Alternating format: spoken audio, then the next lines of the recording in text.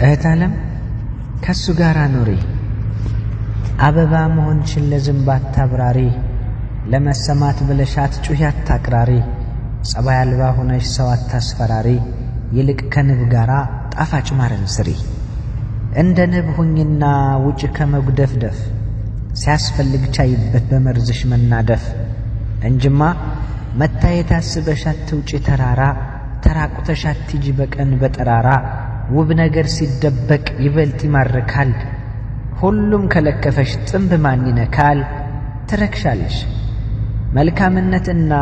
ውበት ብሎ ማማር ከዝንብ አይገኝም ከንቦች ነው መማር ጣፋጭ አድርጉሻል እንደ ወለላ ማር እናልሽ